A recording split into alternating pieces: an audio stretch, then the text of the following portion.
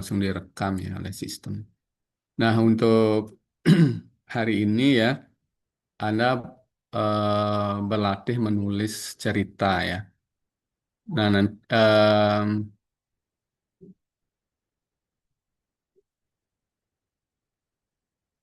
ya, menulis cerita mutakhir gitu ya, yang di dalamnya ada lokalitas sebagai perlawanan, gitu ya.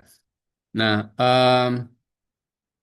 nanti tujuan akhirnya adalah alih wahana. Jadi cerita yang Anda buat sekarang ini nanti akan dialih mediakan dalam media digital.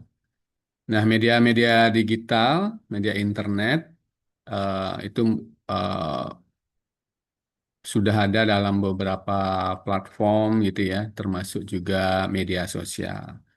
Nah, Anda sudah familiar mungkin terhadap beberapa media sosial ya. Misalnya ada TikTok sudah pasti ya. Kemudian Instagram, Facebook, link, mungkin ada yang langganan Wattpad misalnya, baca-baca Wattpad, Webtoon, kemudian sering mendengar cerita dalam Spotify gitu ya, YouTube sudah pasti gitu.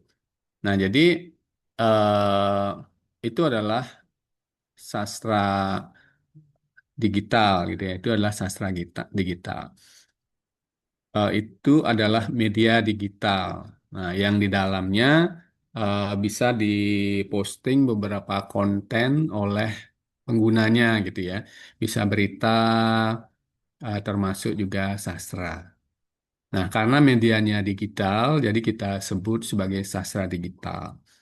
Lalu, apakah semua karya sastra digital itu mengandung konten perlawanan? Kalau kita berbicara tentang sastra mutakhir ya. Nah, ataukah media digital itu digunakan untuk justru menindas masyarakat kelas bawah, gitu ya, melalui sastra yang dibuat. Jadi kita tidak bisa mengatakan walaupun medianya digital, kita tidak bisa otomatis mengatakan bahwa semua karya sastra yang diunggah di media digital, platform digital itu adalah sastra mutakhir yang karakteristiknya adalah menyampaikan perlawanan, kritik untuk mendukung masyarakat kelas bawah. Tidak bisa otomatis seperti itu ya. Karena apa? Semuanya perlu kajian gitu. Semuanya perlu kajian. Jadi kembali pada konsep mutakhir, kemutakhiran sastra mutakhir tidak hanya ditentukan oleh medianya yang mutakhir, media digital. Tidak selalu otomatis begitu ya.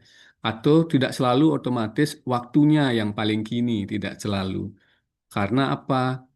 Roh atau jiwanya sastra mutakhir itu adalah perlawanan, gitu. Karena karya sastra mutakhir ini bangkit berawal dari gerakan postmodernisme yang mana berakhir Perang Dunia Kedua, gitu ya.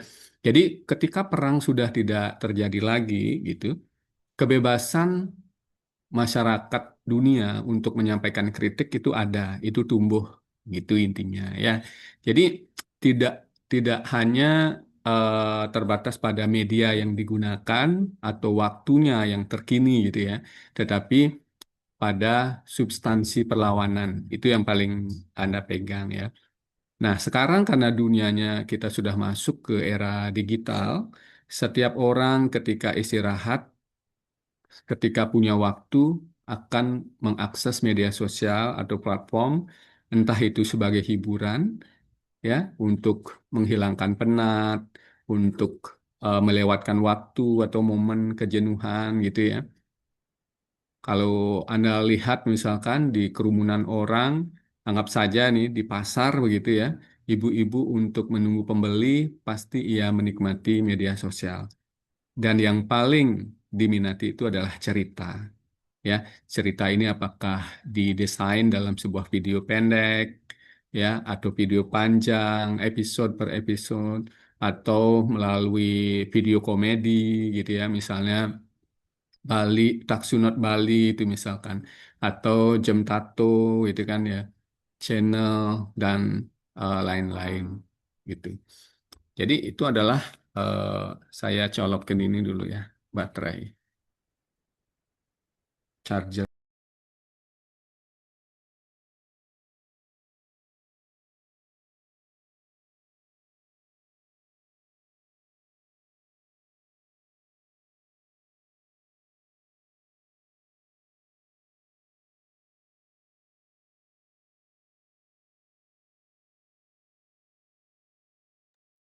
Jadi seperti itu kondisi yang sedang dihadapi oleh kesusastraan Indonesia sekarang gitu ya. Eh, karena apa? Pembaca, pengguna itu sudah banyak yang beralih menggunakan media digital. Karena itu, Anda sebagai sarjana sastra, bahasa dan sastra Indonesia gitu, mau tidak mau harus juga mempelajari, mengkaji, termasuk juga memproduksi sastra digital yang berkembang sekarang ini. Tidak hanya membaca sastra, karya sastra yang tekstual gitu ya. Apalagi karya sastra tekstual, artinya yang bersifat teks, print, dicetak oleh publik penerbit, itu sudah sangat jarang terjadi gitu ya.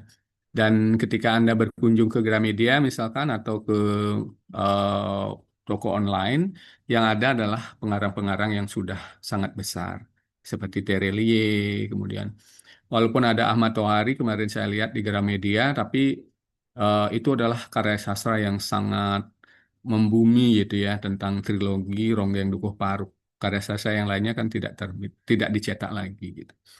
Nah, tetapi yang paling menjamur adalah karya sastra yang dipublikasi oleh para penulis ya, para pencipta konten digital itu sangat menjamur gitu. Dan ini seharusnya menjadi perhatian guru bahasa Indonesia, dosen bahasa sastra Indonesia, guru sastra Indonesia gitu ya, atau sarjana sastra Indonesia. Nah, jadi eh, setiap platform digital itu membawa atau memiliki fiturnya masing-masing gitu ya. Misalnya Instagram, karakteristiknya itu dipengaruhi oleh fitur atau tools-nya gitu. TikTok juga, Facebook, kemudian Wattpad. Wattpad kalau Anda pernah masuk ke Wattpad ya, Anda ya, baca-baca cerita di Wattpad, itu cerita biasanya juga selain diposting diawali oleh penulis ya, pengarang, itu lebih banyak masukan-masukan pembaca atau viewers gitu ya, memberikan saran kepada pengarangnya atau penulisnya, lalu penulisnya akan memenuhi permintaan dari viewers atau audiennya gitu ya.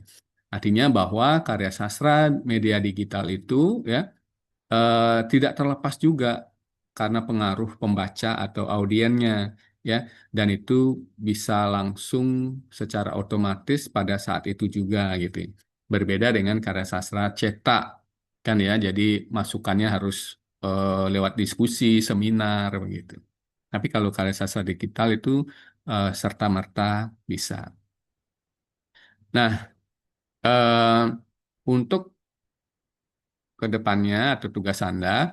Yang pertama Anda adalah membuat karya sastra tulisnya dulu ya. Ini berupa cerita panjang, cerpen ya. Saya suruh cerpen.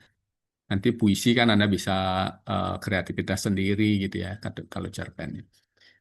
Kalau cerpen sudah bisa. Jadi buat cerpennya dulu ya.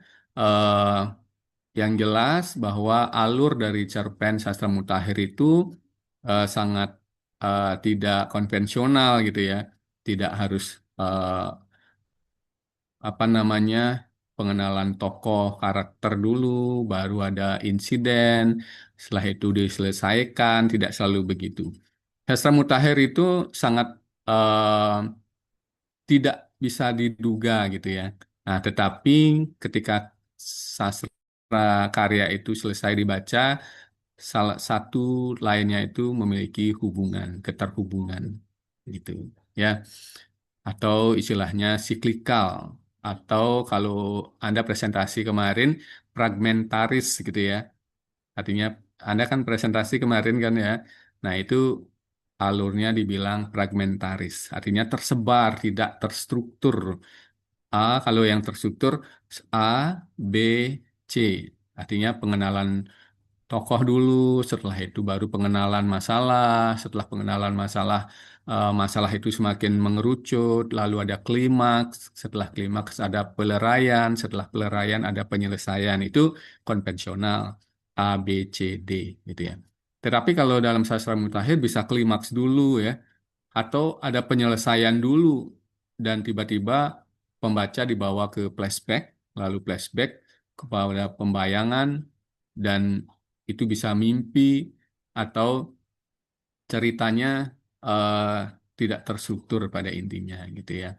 Atau istilah yang Anda sampaikan fragmentaris, tersebar gitu. Nah, jadi silakan Anda coba buat dulu. Yang penting intinya adalah tema atau gagasan sentralnya adalah melakukan perlawanan, tetapi menggunakan aspek atau unsur lokalitas, unsur kelokalan, ya, seperti diskusi kemarin ya, seminggu lalu ya. Nah, misalnya gereja, suasana desa yang Rafael kemarin presentasikan ya, itu adalah lokalitas gitu ya. Kemudian Romo di sebuah gereja menentang Maria siapa Anggita gitu ya, kualitas yang melawan kekuasaan gitu, modernitas gitu ya. Kalau eh, kekuasaan itu ditarik garis lurus ke atas itu adalah modernitas gitu, karena menguasai gitu yang masyarakat kelas bawahnya. Nah, seperti itu ya. Jadi Anda tulis dulu naskahnya sampai selesai. Jadi ada karya-karya yang ditulis. Nah, setelah itu Anda berproses hari ini, minggu depan mungkin sudah dapatkan draftnya gitu ya. Lalu saya akan cek minggu depan. Minggu depan ini udah galungan ya. Udah hari raya ya. Udah hari raya berarti itu kesempatan Anda untuk. Tapi kalau hari raya biasanya nggak bisa fokus ya. Nanti setelah hari raya baru bisa. Tapi pada saat hari raya mungkin Anda punya ide-ide gitu ya. Karena kan walaupun yang dari Medan itu pasti jalan-jalan juga di Bali. Jadi melihat lokalitas. Misalnya yang dari Medan, Febriani jalan-jalan ke negara itu misalkan ya. Walaupun yang dilihat adalah lokalitas Bali gitu, tapi lokalitas itu akan mengingatkan kepada kampung halamannya Febriani, ya, akan mengingatkan oh lokalitas kalau di Samosir itu misalnya tanah Samosir itu misalkan, oh ternyata Sanggah Rong Telu itu sama seperti Rong Tiga itu ya, sama seperti di desa di Samosir karena di situ tempat para leluhur gitu misalkan, ya. Nah, dan setiap rumah itu ada menempatkan para leluhur yang orang tua atau kakek nenek yang sudah meninggal di sana ditempatkan, diposisikan. Kalau di Bali, oh Sanggah Rong Telu itu misalkan. Di situ kan ada ke kemiripan gitu ya. Dan ada upacara kalau Samosir misalkan ada upacara menghias apa berhias atau bersolek para leluhurnya gitu ya diturunkan. Kalau di Bali juga ada masa ketika menyucikan leluhur melalui persembahyangan gitu misalnya gitu ya. Itu kan lokalitas gitu. Nah, lokalitas itu identitas tidak terlepas dari identitas diri. Makanya mengapa ketika perlawanan perempuan terhadap hegemoni patriarki itu juga lokalitas gitu ya, karena identitas. Jadi lokalitas itu identitas gitu ya. Nah, dicoba nanti setelah hari raya saya cek ceritanya, saya harapkan sih sudah selesai gitu ya. Lalu baru bicara tentang bagaimana mengalihwahanakan menjadi sebuah eh, eh, karya sastra mutakhir digital. Nah, karena sastra mutakhir digital itu sangat dipengaruhi oleh media yang akan Anda gunakan untuk mempublikasikan karya. Misalkan kalau durasi itu ya, YouTube memiliki durasi yang jauh lebih panjang daripada TikTok, Reels di Facebook, kemudian Instagram itu berbeda. Dan formatnya, videonya pun berbeda. Kalau YouTube misalnya ada 9:6, ada 6:9 gitu ya. Itu perhatikan ya. Jadi semua media itu memiliki karakternya masing-masing. Nah, kalau mau yang Wattpad berarti karya yang disajikan itu, ya, karya yang sudah dibuat, diunggah di Wattpad, sudah pasti Anda harus registrasi dulu gitu ya. Eh, Semua kan harus registrasi dulu biar bisa login. Nah, setelah itu kalau Anda mau di Wattpad, boleh. Nanti bagaimana respon pembacanya. Nah, kalau Anda pengguna Wattpad awal, biasanya kan masih sulit untuk mendapatkan audiens yang merespon gitu ya. Nanti boleh teman-teman di kelas atau boleh teman-teman di prodi gitu memberikan respon. Gimana ceritanya? Karena Wattpad itu cerita yang eh, selesai, kemudian direspon terus-menerus gitu. Sampai selesainya ya audiens itu sendiri gitu ya. Jadi berbagai karakteristik itu dimiliki oleh platform media masing-masing gitu. Ibaratnya ya, pengibaratannya seperti dulu ada Kompas. Ya, ada Kompas yang cetak, ada tabloid remaja, ada Bali Pos, anggap begitu ya. Nah, Bali Pos sebagai media di Bali pasti memiliki karakteristik dengan Kompas. Berapa Pak? Jadi kalau penulis cerpen itu beda-beda. Kalau di Bali, Bali Pos hanya 700.000 karakter. Ya, 7.000 karakter. Kalau Kompas 10.000 karakter. Jadi beda-beda gitu ya. Ini sama seperti media digital.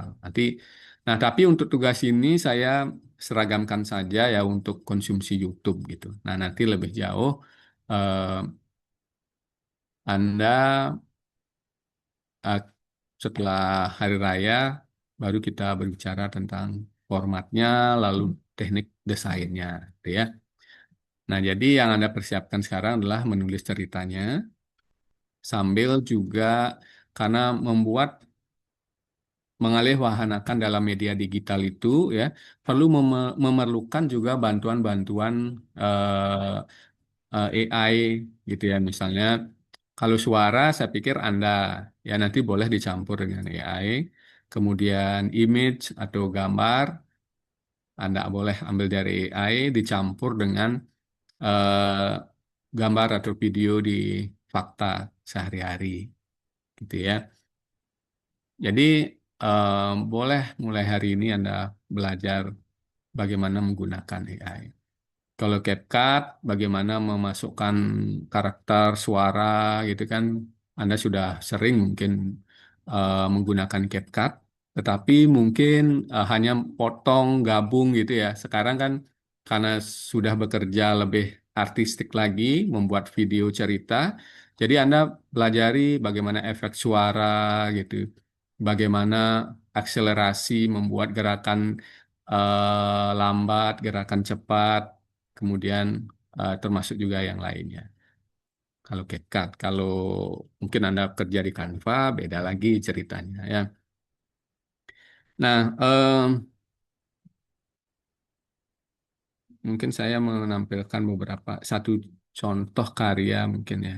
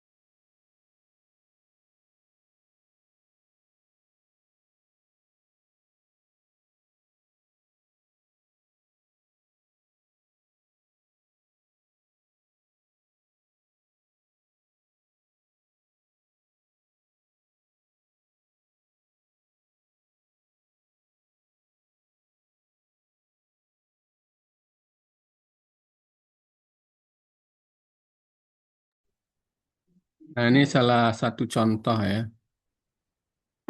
Seorang pria menghentikan mobilnya di perempatan jalan. Kemudian ia terlihat menuntun seorang gadis buta. Pria itu pilihkan tempat yang tepat untuk tempat duduk gadis itu. Gadis di difabel itu mengeluarkan mikrofon dan speaker. Lalu, ia bernyanyi menghibur pengguna jalan raya itu. Banyak di antara pengguna jalan memberikan uang seikhlasnya. Gadis buta itu terus bernyanyi. Ini, cahaya matahari sudah tepat di atas kepalanya. Aku lihat wajah gadis itu nampak begitu murah, seakan menceritakan deritanya. Nampak pria itu datang lagi untuk memberikan makanan. Di kota itu bukan hanya ia yang bernyanyi menghibur pria itu. Sampai kapan kota ini akan melahirkan anak-anak yang mengalami perlakuan seperti itu? Gimana suaranya bisa didengar ya? Bisa, Bapak. Seorang pria menghentikan mobilnya di perempatan jalan. Kemudian ia terlihat menuntun seorang gadis buta. Pria itu pilihkan tempat yang tepat untuk tempat duduk gadis itu. Gadis di difabel itu mengeluarkan mic. Nah, jadi kalau ini saya buat sangat sederhana ya. Jadi sambil sekali duduk buat cerita karena terinspirasi setelah jalan-jalan di perempatan tuh ini bahwa cerita itu memang berangkat dari fakta gitu ya. Eh, Anda melihat gadis buta disuruh bernyanyi gitu ya. Panas-panasan sendiri begitu. Mungkin Anda juga mengamati di kawasan Singaraja. Nah, itu kan kasihan ya. Seharusnya dinas dinas sosial atau dinas terkait itu memberikan perhatian pembinaan kepada eh, anak itu gitu ya, termasuk juga orang yang menyuruhnya gitu ya. Nah, apakah ini adalah sebuah kelompok atau grup kan banyak yang memanfaatkan dipabilitas itu untuk mengumpulkan uang kan gitu ya. Nah, itu adalah isu penting sebenarnya, isu isu penting dalam hubungan dengan hak asasi manusia. Dia kan manusia gitu ya, seharusnya mendapat perlakuan yang layak gitu ya. Apalagi eh, apa istilahnya ya, mengalami kebutaan, itu harus mendapat perhatian. Nah, jadi karya itu memang terinspirasi fakta yang ada di lapangan. Ya, ini semakin membuktikan bahwa karya sastra itu memang berangkat dari sebuah fakta gitu ya, yang akhirnya di penulis atau saya kembangkan gitu. Nah, di situ ada karakter foto karena waktu saya buat ini udah lama ini ya. Eh, apa susah untuk mendapatkan karakter yang cocok kalau bergerak gitu ya. Kadang waktu itu AI-nya tidak seperti sekarang ini kemutahirannya. Ya, jadi saya ambil di Event Lab AI, kemudian mencari sebuah karakter gitu ya. Nah, jadi itu prosesnya sangat sederhana karena AI-nya belum seperti sekarang. Nah, terus dari foto-foto itu saya buatkan gabungkan ya menggunakan CapCut. Lalu eh, ada suara mobil, suara macam-macam itu ya. Itu dari berbagai karakter. Ada yang saya ambil langsung dari CapCut itu sendiri, ada yang saya juga ngambil di tempat lain. Boleh kita dari YouTube download dulu gitu ya. Nah, itu sebenarnya sangat penting ya, karena kan saya belum sebagai influencer di media sosial yang bagus gitu ya. Artinya viewers saya masih sedikit. Andaikan itu eh, apa namanya diposting terus ya, video-video seperti itu, maka bisa menginfluence dinas terkait gitu. Jadi paling tidak kita karena memang tugas kita sebagai sarjana sastra menyuarakan bagaimana eh, si anak ini dalam konteks ini mendapat perhatian lebih lanjut kan gitu ya. Nah, sama seperti novel atau cerpen, pengarang itu tujuannya adalah mengomunikasikan sehingga permasalahan pemanfaatan kaum difabel untuk mengeruk apa untuk mengumpulkan uang bagi para kaum kaum kaum yang mendominasi gitu ya, mendominasi dirinya itu nggak terjadi lagi kan gitu ya. Nah, itu adalah salah satu contoh eh, cerita ya yang mengungkap bagaimana eh, sebenarnya tersembunyi ketidakadilan ada pada gadis difabel itu gitu ya. Jadi bukan hanya deskriptif saja itu ya. Karena penulis atau pengangkat pembuat konten itu pasti berpikir mengapa konten gadis difabel itu yang diangkat, bukan yang lain gitu. Seperti itu ya. Eh,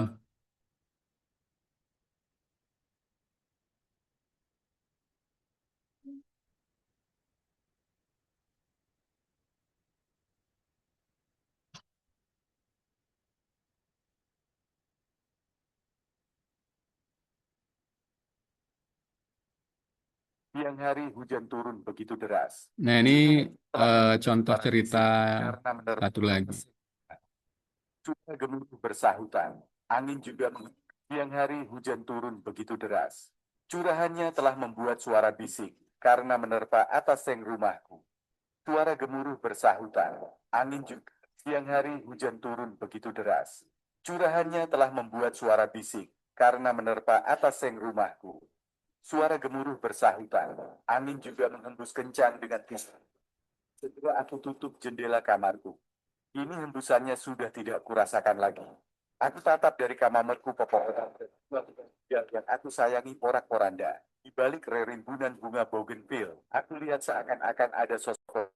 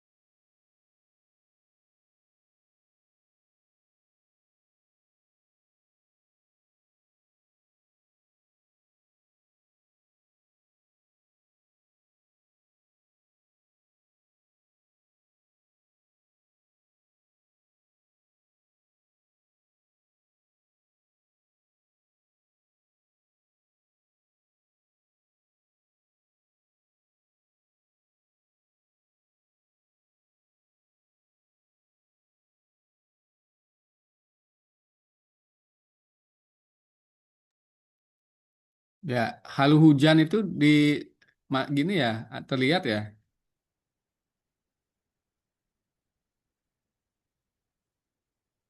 yang Terlihat, tayangan Bapak. kedua. Iya. Terlihat, Bapak. Terlihat, Bapak. Nah, jadi seperti eh, itu sebenarnya kritik kepada ini sebenarnya pada anak-anak zaman sekarang gitu ya, eh, yang cenderung cepat ketakutan, kemudian eh, termasuk juga pola pembinaan orang tua kepada anak gitu. Nah, itu adalah cerita yang saya publikasi di Facebook ya. Durasinya tidak boleh panjang gitu, tidak boleh panjang karena itu sangat singkat. Nah, jadi poin utamanya gitu ya. Nah, tapi kalau YouTube itu bisa menjadi 5 menit gitu ya. Nah, dan nanti mungkin akan menjadi tantangan bagi Anda membuat YouTube 5 menit. Ya, jadi seperti itu untuk sastra mutakhir ya. Jadi konsep sudah dapat Anda pelajari bahwa karya sastra mutakhir itu penuh dengan kritik, perlawanan, ada sindiran atau ironi, kemudian ada parodinya, hal-hal lucu digunakan untuk menyindir gitu ya. Nah, kemudian dari segi alur, fragmentaris atau siklikal istilahnya. Siklikal itu tidak terstruktur gitu ya, memutar terus itu. Dan itu adalah karakteristik kontennya ya, isinya. Kemudian karakteristik medianya pasti akan mengikuti perkembangan yang ada. Kalau dari dulu ada zaman batu, zaman kayu, zaman kertas gitu ya. Kemudian zaman teknologi eh, sampai sekarang. Nah, misalnya ada cerita yang menjadi sandiwara radio dulu kan ya, sandiwara radio. Sekarang tuh masih ada sandiwara radio. Nah, sekarang ada cerita di podcast orang bercerita. Jadi banyak salurannya, tapi itu adalah medianya gitu ya. Kalau kita berbicara perlawanan, apakah semua yang disuarakan itu adalah perlawanan? Ya, kembali ke awal tadi, belum tentu. Bagaimana cara kita tahu atau mengatakan bahwa itu perlawanan? Karena kan perlawanan itu bisa tersembunyi atau dinyatakan secara lugas kan gitu ya. Ya, jadi perlawanan atau tidak itu perlu ditelaah. Nah, jadi kajiannya pasti orang-orang sastra yang akan mengemukakan itu. Nah, mungkin ada yang bertanya bagaimana sastra mutakhir ini apakah sudah berkontribusi terhadap pembelajaran di sekolah? Sangat ya.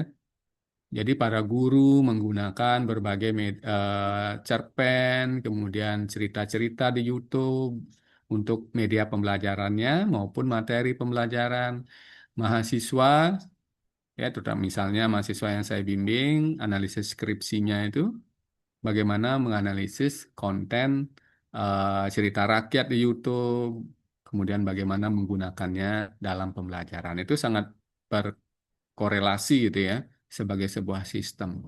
Nah, sekarang Anda seharusnya melakukan analisis mana karya sastra digital yang bagus untuk pembelajaran, mana yang tidak bagus. Sudah pasti ada nilai-nilai yang distandarkan gitu ya.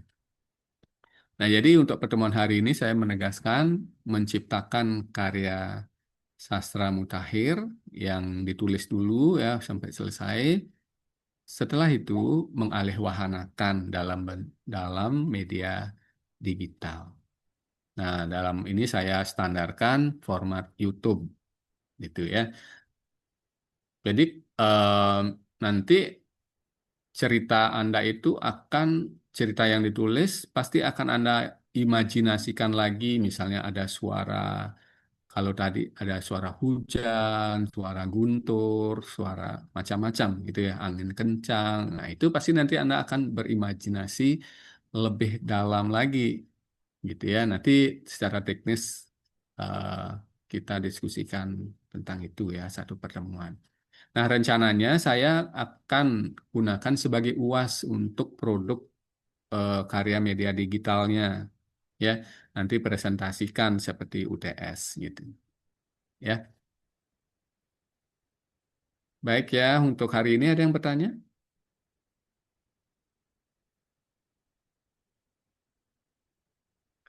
Kalau udah jelas ya,